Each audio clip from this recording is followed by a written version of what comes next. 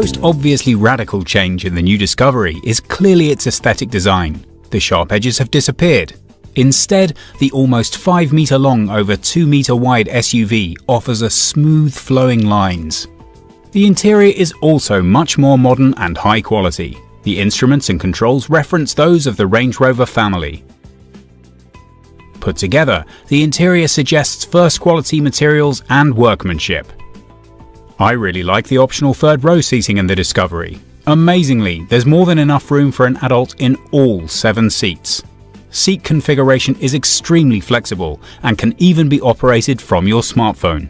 As you might expect from such a large SUV, there's plenty of room for luggage. The maximum load the 7-seater will take is now over 2,400 litres.